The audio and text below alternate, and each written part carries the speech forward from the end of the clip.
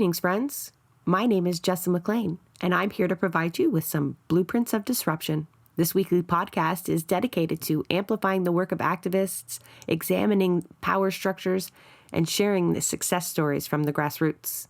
Through these discussions, we hope to provide folks with the tools and the inspiration they need to start to dismantle capitalism, decolonize our spaces, and bring about the political revolution that we know we need.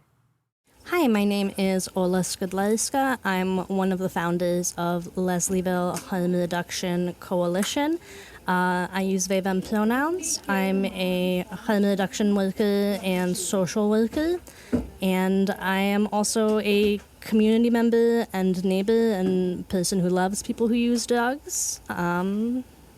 Thank you for using the term right off the beginning, because when you read a lot up on the safe consumption sites that we're going to talk about, there is a variety of terms used for the people that use safe consumption sites. Not all of them are very humanizing. So people who use drugs.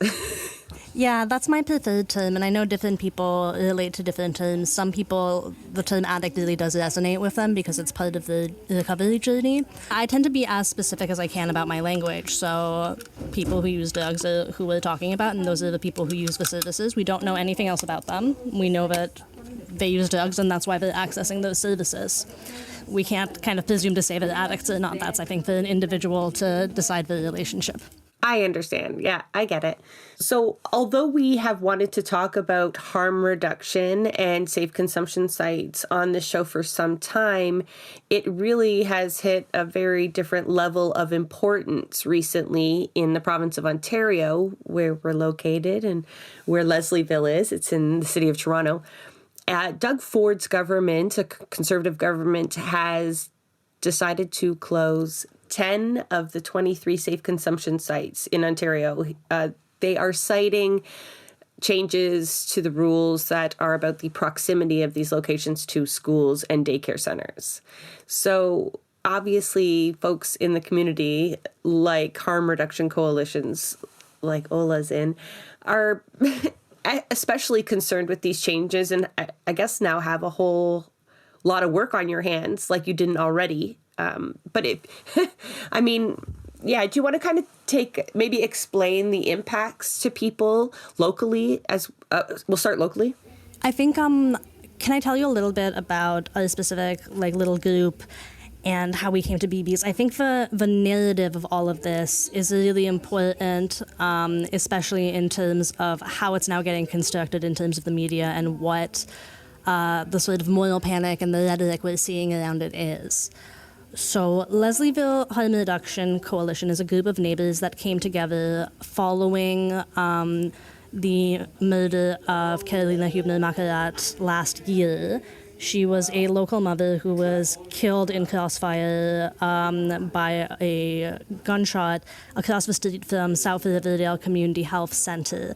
And immediately following this, there was a really big tension in the community around whether or not the Community Health Center was to blame for this. South Riverdale Community Health Center has a safe injection site. They have harm reduction programming. They're one of the kind of forerunners of that movement in Ontario. I think they had one of the first harm reduction programs in Toronto. And Leslieville is a neighborhood. It's in the east end of Toronto. It's a neighborhood that's historically been immigrant, historically been lower income, as downtown east sides tend to be. But as a lot of Toronto in the past 10 to 15 years or so, it's seen some pretty intense gentrification. And those tensions in the neighborhood, I think, are really, really present and came to a head following this, where we had, kind of the perfect victim of, the white mother kind of being cut down in kind of the crossfire of this situation. So Leslieville Harm Reduction Coalition came up out of a bunch of neighbors who were really alarmed at the way this conversation was going. I have lived in Leslieville for 5 years, and I've lived there on and off for the past 15 or so. I really love the neighborhood, and something that's really important to me about it is the fact that it's always been a center of a lot of different social services. There's a lot of different social housing. There's a lot of different agencies, and it's all really seamlessly woven in. If you don't know kind of what you're looking for, you won't necessarily see that. You'll just see a bunch of different people coexisting. And I think that's really beautiful and really important, and one of the strengths of that for me. So as we kind of saw this neighborhood pushback and this kind of really aggressive NIMBY, not in my backyard attitude of like, this is what happens when we have these spaces, it was really important to me and to a lot of other people to kind of combat that narrative as like, okay, but we're also neighbors. We also live here. We live here because of this. This is what we love about this neighborhood. And we are also part of it. And a big piece of the conversation that was happening there was, this is close to a school where parents, kids live on this street. They're finding needles. This is a mother. So now a year later, almost like around like a year to the date, it's really intense for me to see this big move from the conservative government, and it's specifically citing proximity to schools, and it's specifically citing distributing harm reduction supplies. So it's the same rhetoric we've been seeing for a year, and that we're seeing come out of this specific neighborhood like Facebook group, and it's these false concerns about, oh, but my kids are finding needles. And the goalposts on this are constantly moving, right? Because at first it was like, the center is not open early enough because people are kind of running into people during school pickup. And then it was like, oh no, but there's needles they're giving out and those needles are getting deposited there. And then people are hanging out front. There's always something else. And it becomes very clear as the conversation goes on that this is not about safety. This is not about any of that. This is about who has a right to the space, and who has a right to this neighborhood, and who has a right to this community. And it's this idea that like these are undesirable people, these are people who do not deserve to take up space in that way. And that's, I think, what the conversation is really about. And it's really, I think, at its heart about class, and I think it's about property ownership. Because I think that's a big piece of what's happening is people are concerned about their property values. And that's kind of what it all comes down to. And it's being couched in all of these other things as if there are not people who use drugs who have children, as if there are not children who use drugs, as if kids as can't if they're not actual members of the community, Exactly. but some sort of outsiders. Exactly, as if they're outsiders, as if children are not capable of having a conversation about these things. It's dehumanizing to kind of both parties to portray it as this either or, like safety of children versus the rights of substance users, where it's not a dichotomy at all, actually. And if you talk to any like community around people who use drugs, keeping kids safe is like tantamount. Like people will like jump and hide their stuff like faster than they will with cops. Like it's people have trauma. People have their own histories. It's really important to people to kind of preserve innocence for as long as possible because they weren't given that. So the idea that kind of this is like this threat to children, I think is just patently false and is really misleading.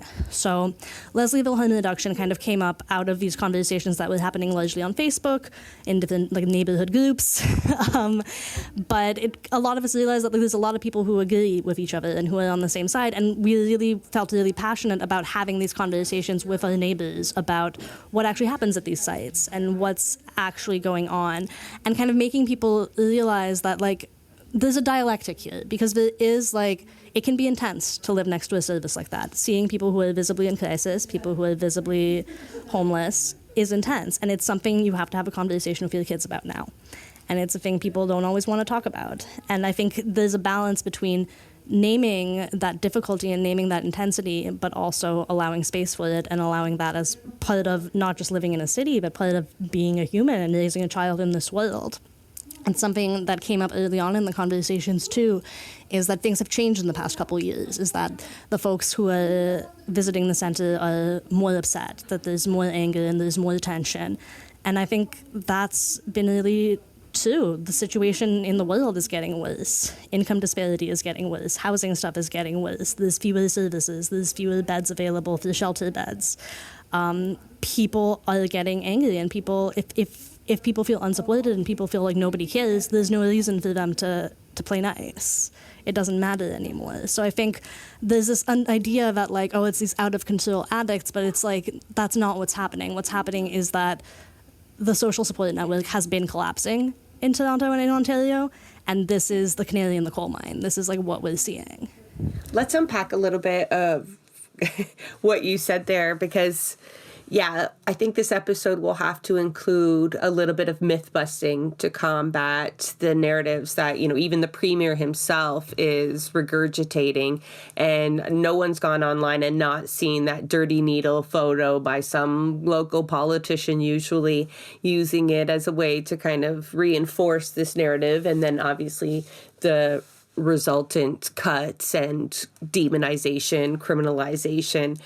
It's funny to me, not funny, but that the dirty needle picture and those uses are excuses to remove safe consumption sites. I'm wondering where they expect people to then use drugs.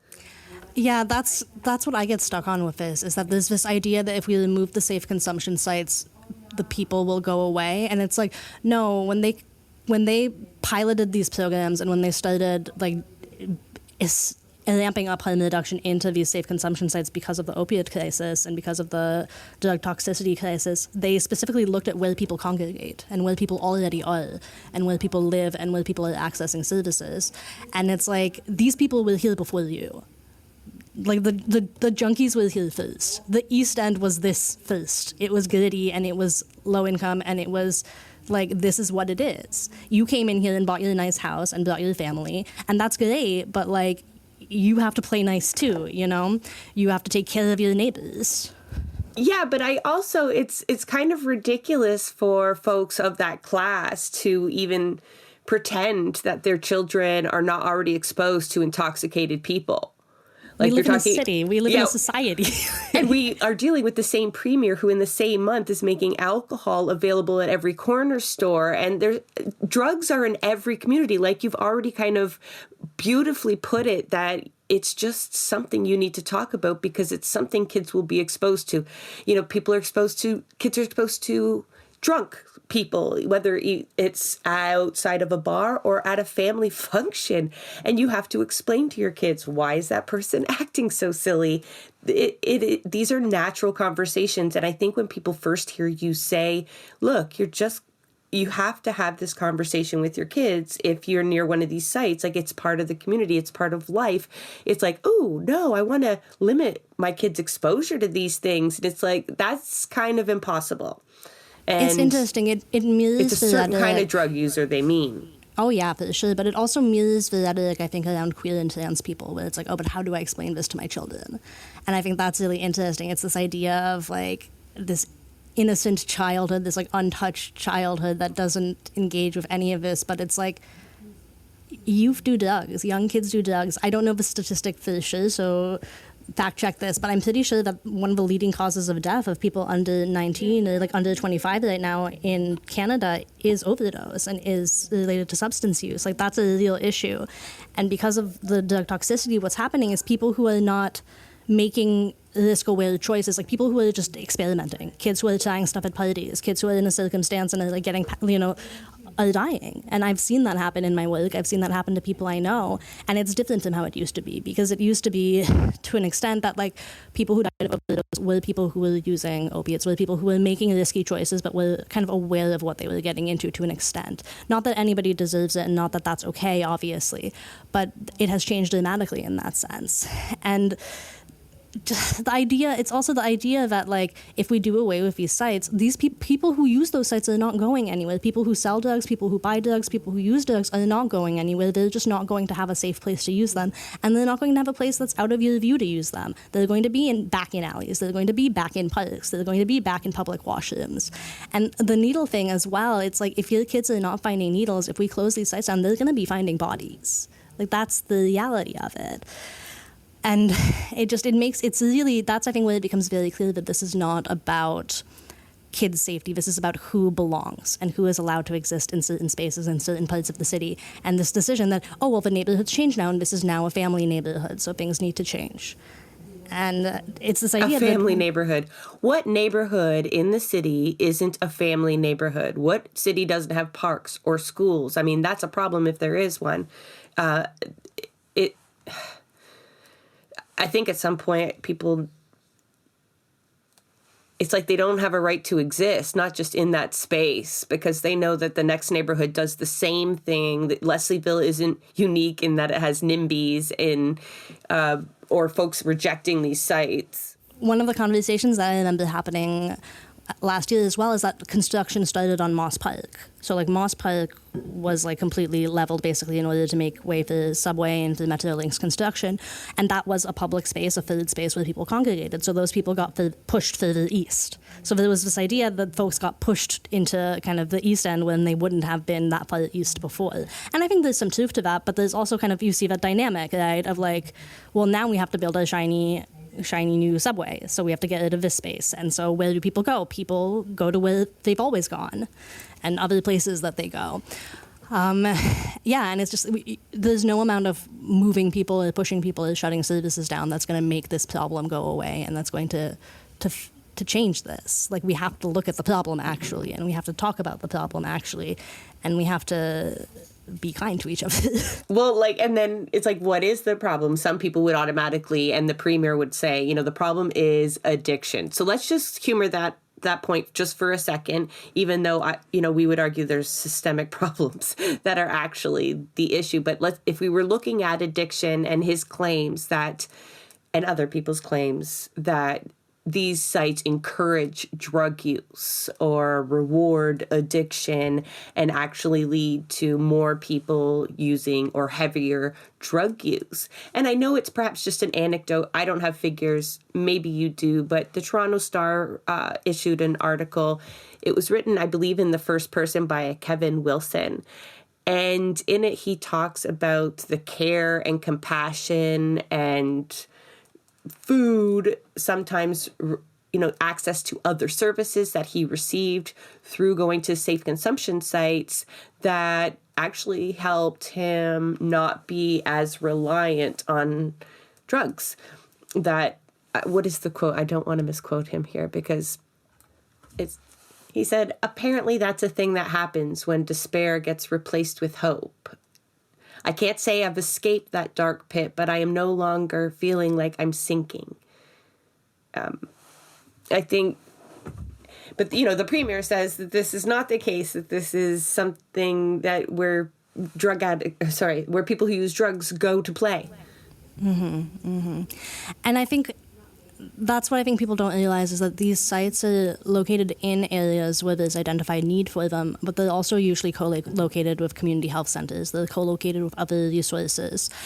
And a lot of them have a really robust peer programs, which is really cool because you get people who get engaged by just keeping themselves safe, by wanting to come in and get clean supplies, and then they end up using on site, and then they end up getting involved in the community. And very quickly from that, people become empowered, and their consciousness is raised, and they start wanting to get involved, and they start wanting to help other people. And a lot of people transition from kind of using these sites and being clients to also being peer workers, and to also kind of getting into cleaning up the neighborhood. There's almost always volunteer teams at these sites that clean up the neighborhood, that check on each other. And there's really this very clear pathway and this very clear holistic network that happens when you start engaging with care, when you start being seen as a human being and treated that way. You change how you think about yourself. And I'm glad you mentioned Kevin's article, because one thing he talks about is that a big shift for him that he talks about in person as well is that he stopped seeing addict and homeless as things that define who he is, and just as things he's moving through right now. And I think it's really interesting that he doesn't kind of reject either of those things as identities or as things he's experiencing, but he talks about how they're not all he is. And you expand that bubble and you expand that perception of yourself when you're no longer so focused on just where am I sleeping tonight, where am I getting what I need so that I'm not literally in withdrawal and having a medical crisis. When you're not when you're no longer in survival mode about those two things, there's room for so many other things for you to be. And that's what these spaces really provide, is they provide this kind of entrance for people who are curious about being more mindful about their substance use, who are wanting support around using in ways that are more safe, who are looking to not be so lonely about it, who, if somebody's coming to a site like this, they're seeking something. And what they're seeking almost always is connection. And if we're talking about addiction is widely understood to be biopsychosocial. It does not exist as just a pure chemical dependence in the brain. That's not a way we've thought about addiction for a very long time. So the idea that you can create these spaces where somebody just comes and gets addiction treatment and that's it doesn't make any sense, because that's not what it looks like. It's a whole systems piece. That's such an important point to make, especially the fact that these locations were already chosen by community needs and are now linked closely with other community supports, local supports, because again, one of the pushbacks coming from the province is they're going to tell everybody that, okay, instead of these, we're opening what they're calling homelessness and addiction recovery treatment hubs, or HARTs. That's a cute acronym, HARTs. But what they describe, I don't know how many details we have about these things, but they essentially describe what Kevin's already described, are locations where a myriad of health services are available by proxy or directly on top of the safe consumption. The only thing that they're removing the safe consumption and the promise of maybe transitional beds, almost like they're combining a shelter system with addictions care, but not really. Well, what's shocking what we have at least now, we have very little at least about this HUD Hubs model. They're claiming that they're going to start basically enacting some kind of zoning legislation around where existing safe consumption sites can be located and where new ones can open based on proximity to schools, I think. It's unclear how they're going to be enforcing this or what power they're using through this. And then they're also saying that the sites that fall kind of within these areas will be able to and will have priority to apply to become these HUD hubs. And we have the request for the proposal now. So we have the application basically to become a HUD hub. And what's really shocking about them is that there's actually no mention of addiction support. It's mostly mention of, I think, like transitional housing. And there's also no funding in the budget for those to be building housing, to have major capital expenses. So they're expecting organizations to apply that already have units or already have beds available to get funding to cover these beds. But again, as anybody who works in the city or who has read the news in the past 5 years can tell you, like, there's no beds. There's not enough beds. That's the whole point. Like, where are these buildings coming from? Where are these beds coming from? Where are these transitional housing things coming from? And then in the actual request for the proposal, at least in how I interpreted it and how I think several other people who kind of know more about what they're talking about, Lorraine Lamb and I think Jillian Cola, have done some writing on them and some tweeting about it, about how there's not actually any addiction stuff into it. So they're talking about taking away this really complex, necessary service that offers a lot of different things, and replacing it with what's effectively, I guess, a shelter/transitional housing. I think there maybe is some commitment to funding more treatment beds. It's very unclear. And another part of it that I found really disturbing as well is that there's a stipulation that that if you're applying to be a HUD hub, you also cannot be working or referring to any organization that does harm reduction work or does safe consumption or safe supply, like safe works, like safe equipment stuff. So like you're not only like cutting off that, but you're cutting off like the idea of like service integration. I imagine that would be very difficult for any existing place. Let's say it had beds and it knew what it was already providing to the community through harm reduction, to just sever ties like that, not even just not provide it themselves would be difficult, but then to not even be able to refer folks to that life-saving care. Can you talk a little bit about what harm reduction is? Because even the most progressive amongst us, I think, struggle with the idea of facilitating drug use, even when faced with the numbers that we're seeing. And we see it in the way that we couch the crisis. Right? Maybe folks aren't aware of how dirty the drug supply is or what's involved, but can you kind of explain the basic tenets? Yeah. I think where people get confused about harm reduction and where it gets complicated is that harm reduction is both a public health intervention as well as a set of like program choices and a set of personal choices. So harm reduction on a personal level means instead of focusing either on yourself or if you're working with a client or you're supporting somebody focusing on abstinence or eliminating the behavior in question, it's about making it as safe as possible. And it's about, and it looks like a bunch of different things. Some people don't like taking harm reduction and applying it to other perspectives, but I think it's really useful to consider like the ways we practice it in our everyday life. We wear helmets when we bike. If you're having a bad day, you'll not log on to Facebook because you know it'll make you more angry. Twitter. Or Twitter. We do a million little things like every day in terms of how we are relating to our own experiences and to our own lives to reduce the harm around things we're consuming and things we're engaging with. But then from a public health perspective, what it basically means is instead of operating from a place of banning things and kind of a carceral model of punishment, it's looking at providing supports. So it's looking instead, because it's been shown that forced treatment does not work. If somebody's not ready to change, you can't make them. You just... Like forcing people into rehab. No, forcing people into rehab does not work. And it's very often the only pathway people have to any kind of support around it. I don't know if people know this, but almost all substance abuse treatment programs in Toronto are abstinence-based. And you get kicked out if you relapse. Like, that's how it works. And that's obviously doesn't make any sense. Like, you're in rehab, you're in the program, you relapse, which is understood, I think, by most people to be a part of the process, and then you get kicked out onto the street. So how are you supposed to do anything? How are you supposed to recover? It's so destabilizing.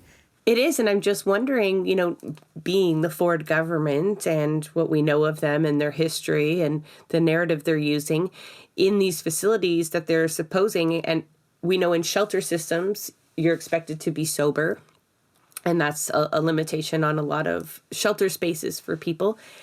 Will they apply those same kind of ideological limitations on heart hubs? Yeah, and it seems like that's the intent, right? It seems like that's the philosophy. And it's kind of beyond whether or not you think it's like enabling, which I think it's demonstrably not, but you're interrupting somebody's ability to receive treatment. If you're kind of forcing them to start over every time they slip up, that just doesn't make sense in that way. So beyond even a question of are we enabling, it's just like, are we allowing people to continue to work on themselves when they mess up? Or are we forcing them to start completely from scratch, which is what we're currently doing? It is, and I'm laughing because I understand addiction, and I can't imagine how anybody thinks by knocking anybody down, you're going to help somebody from slipping even further or relying even more on drugs. But, again, I think like what they tell us and what they're actually aiming for, completely different things. I think their goals are a lot more callous than what they couch their policy changes in. I mean, that sounds awful, but I think that's the reality, right? Yeah, somebody who I talk, who's part of kind of the coalition, made the observation that like the other part of this heart hub model is they're planning on having these rolled out in February, which is, if anybody has done any kind of project management, period, the idea of having a full, like hiring people in that between, like that's not reasonable. And somebody I know made the observation that like if you're setting yourself goals like this, you're setting up goals intentionally to fail. And that's, I think, very clearly what they're doing here, is they're proposing this alternative. They're like, we're going to shut these sites down, and this is what you get instead. But the things they're providing instead are built to fail. Because what they're actually trying to do is just pull these services out from under us, because there's this idea that people who use drugs do not belong in society. And I think that's very much what's happening. And I think it's gone beyond this at this point, because I think it's not even about, it's a scapegoat. It's a scapegoat for what's happening, because everybody knows things are not okay right now. Inflation is unsustainable, cost of food is unsustainable, housing is unsustainable. And this is just something that they're kind of throwing at us as like a very visible issue. Everybody knows that when you're seeing somebody who's like sitting on the planters outside of your Tim Hortons on the Nod, like passing out, that's very visible. And that's really noticeable. And that's something that you have to now talk about and you have to now think about. It's these visible, like, hallmarks of what's happening, but everybody knows kind of the deeper parts of it. And the ways that it's just, the way the world is running right now is not for us. It's for the upper classes. It's stratified to such an intense degree. And this is like an easy scapegoat. It's people who don't present in ways that are acceptable, who are messy, who have been living these lives long enough that this is who they are and this is how they see themselves, and they've become so dehumanized that I think a lot of times they've lost their own connection to that, and that's really sad and heartbreaking. And it's really nice to hear people talk about how when they connect to these sites that treat them like people, and that like, it's interesting. The harm reduction site, a harm reduction site I used to spend some time at, they had a sign at the front door that was like, set your intentions before you use. And it was just like, check in with yourself. How are you feeling? What are you hoping to get out of this? Where did you put your things down? Like, and it's just such a basic thing and such a human thing. And that I think, like, for a lot of people who come into those doors is just like the idea of being asked that and of just like having that moment of self-reflection. Like, I don't always have that moment of self-reflection before I have another coffee. I don't always have that moment, you know what I mean? It's humanity is so basic, and it's that compassion is like so basic, and the idea of like shutting that down is just really, really wretched to me. Well, and I think that's a level of harm reduction most people wouldn't consider. I think, especially when we're couching this discussion on safe consumption sites, clean needles, naloxone kits, and other kind of more obvious forms of harm reduction. But the compassion and being able to navigate somebody to other services, you know, in the community that can be totally unrelated to the use of drugs, right? Just because they are part of the community, they are connected, and yeah, now they're being treated as part of that community, rightly so. I think we didn't mention it earlier, but we are talking about Ford's intentions, and I think it serves to just mention that back in 2018, I don't know if they initiated this study to find a way to not fund safe consumption sites, but, you know, Christine Elliott went around as the Minister of Health there. They did a report. They said they interviewed stakeholders and whatnot. Either way, you know, you had a conservative government that came out and said that they were thinking, like, this is from their press release, hold on, that they were putting people and communities first and going ahead and approving sites and the funding for about 15 sites at that time, I think, and not... You know, 5 years later, that same government, and they also had a report done while these sites were in use and reaffirmed that they were benefiting their community, right? Healthcare system, the individuals using them, the community as a whole. And now you have the premier, his quotes today are, this is the worst thing that could ever happen to the community. And he spent a lot of money to have these reports done, and the reports did not say what he wanted them to. So now he's just ignoring them. And the facts don't matter, right? Like, the facts of this are not part of the conversation. They've decided that this is going to be the scapegoat, and this is going to be how they're showing that they have control over something. And it's against, you know, it's people who use drugs, one of the most stigmatized groups. It's low-hanging fruit. Something else I want to talk about a little bit is do a little bit more myth-busting about safe consumption sites, because one thing I think people don't realize, so there's a couple of things I think people don't realize about safe consumption sites. One is that even when these sites are co-located with community health centers or co-located with places that may provide what's called safe supply. So safe supply is basically when you have a physician or anybody with prescribing power prescribing a medication with the specific intention of providing a safe supply of that substance. So to divert the person from using street drugs. So basically when you have somebody who is prescribing opiates to a person, knowing that they will use them to manage their addiction, specifically so that they don't go buy fentanyl on the street. That's something that doesn't only happen at community health centers that have safe consumption sites. That's something that physicians do. That's something that... Like at a primary care center.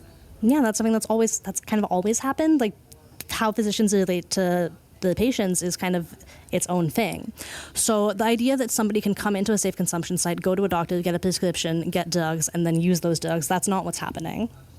And in fact, because there was a delay in the funding being approved this year, so the funding was set to renew for the Safe Opiate Supply Program for a bunch of different places, and they only found out the renewal was going to happen, I think, like a few weeks before it actually happened. So because there was this big window of time where people didn't know if these things were going to continue to be funded and continue to be supported, a lot of programs anyway, that do safe opiate supply got the clients to kind of have other sources of that, and sort of found it through different providers, different clinicians, different physicians. So for an example, South Riverdale Community Health Center actually does not have a safe opiate supply program. They no longer have any of the doctors who are prescribing that way, specifically because that funding was so precarious. So that's not a thing that happens. That's not what that looks like, first of all. And then second of all, at these sites, I think people also don't realize that they're not using naloxone to reverse overdoses. What's happening is not that people are coming into these sites using and then being revived with naloxone. Actually, the main thing they use is oxygen. They have oxygen tanks, or even just breath coaching. Because literally just telling people to take deep breaths, because what opiate overdose looks like is like loss of oxygen. It's like depressed respiration, so like you're breathing less, you're not getting enough oxygen in. So the way they support it, they very, very rarely use naloxone at these sites, and because it doesn't get to that point. Yeah, they don't need to. They don't need to actually reverse the overdose. They just need to make sure the person keeps breathing. They have a pulse oximeter. They check that the levels of oxygen are where they need to be at, and it's a much physically calmer way, because using naloxone is medically really intense. It's like an intense medical procedure. You're like precipitating withdrawal immediately. That's shocking for the body. So it's a much less medically invasive way of navigating these things. It's also a lot cheaper. Breathing coach, a friend, like taking just a deep breath, not having to use it alone, right? Just like these simple things, like the sign on the door, just gentle reminders to freaking breathe. Yeah, and the other part of this too is that I don't think people realize how we have a paramedic shortage right now, obviously, and paramedics do spend a fair amount of time at this point responding to overdoses, and every time there's this situation, like you respond to an overdose, you give them naloxone, you bring them back to the hospital. It's like this could be dealt with in a community setting, and how much of that is now going to be on paramedics again? Like if we're trying to reduce hallway medicine, which is one of Ford's big promises, shutting down something that is diverting instead of ambulances responding to oftentimes even the same people in multiple days, like having overdoses, those same people can just like go and be in this space and chill out, or even if they're not in this space, be in the neighborhood and have somebody checking on them. Like that's a lot less resource intensive than an ambulance, and that ambulance is now not able to do anything else because they're responding to this person who half the time might not even need like to be responded to. Like you see somebody who's like nodding and is like high on the street, you call EMS.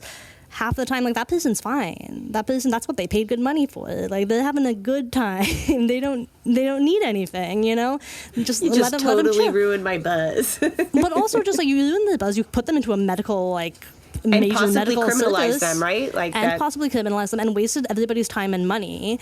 When it's like we could just coexist. Actually, you could just let somebody nap on the bench. You folks posted up, though, I thought a very helpful infographic to address this, like the way you could just watch someone to see if their breaths are normal, whether they're too fast or too slow. Like you don't have to just rush to wake somebody up. Like it was one of the quotes, there was just like people need uninterrupted sleep. And imagine how often these folks are checked on, but also like we do teach people to look after one another. So knowing how to do that in the safest and most respectful way possible, I thought those small things I think can help people be better community members.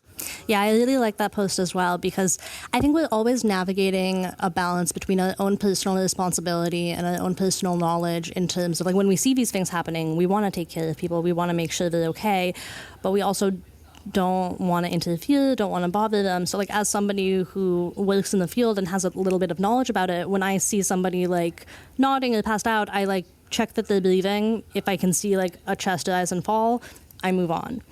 I don't bother people because like I have in the past and they're annoyed. Like sometimes people just want to nap. They're probably getting checked on a lot, you know? But at the same time, if you're somebody who is maybe less comfortable with that, I can see that you care about a person, you're going to check on them, you're going to call EMS. So it's I think it's all educating ourselves and figuring out our comfort zones and figuring out kind of where our level of what our response is going to look like. Before I lose you, I want to talk about the fight back a little bit. The city council just approved to continue funding the works for another year, or not even a year. I think the board of health voted to keep it in the budget. That's not the city council didn't approve that. I'm trying to keep track of it. I'm trying to keep track of it because I was at that and I disputed at that. But they reviewed the Toronto Public Health and the Toronto Board of Health reviewed the budget proposal for the coming year, and they initially were going to take out funding for the works, which is the Toronto Public Health funded safe consumption site, and the injectable opiate alternative, I forget what it's called, the IOAT program they have. And they were going to, I think, take that funding out because they're anticipating that it'll be shut down by the Ford government anyway. But keeping that in the budget is basically a really big sign from the Toronto Public Health that they see that there's a need for this. They see that there's community pushback for wanting to keep these sites and that they're going to fight. Because in addition to keeping it in the budget, they also added a line item that was to recommend to the Ford government to co-locate safe consumption sites with the HUD hubs.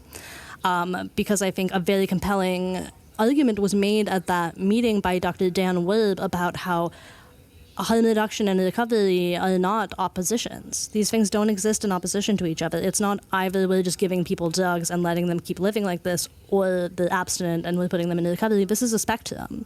People use them both things together. People sometimes are abstinent and sometimes they're reducing the harm. Abstinence is one kind of harm reduction, and harm reduction is one kind of treatment, you know? So would you suggest like folks could put pressure on their local health boards to then in turn put pressure on the province as a means to keep some of these sites open or maintain funding so that they change locations if needed? Like if the ban can't be reduced in terms of proximity to schools and daycares.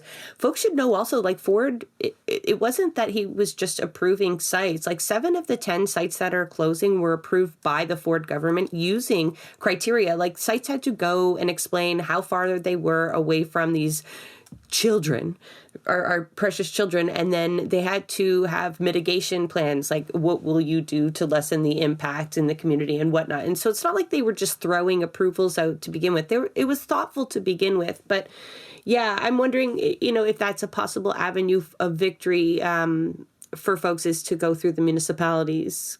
Yeah, I think I always tend to think that like the most direct impact you have is kind of through your local. So like what I chose to do is what I saw I could make the most difference was talking to my neighbors, which is why that's the angle I took, is like as somebody who lives here, and that's a big part of why I live here and why I like this neighborhood and why I like this community.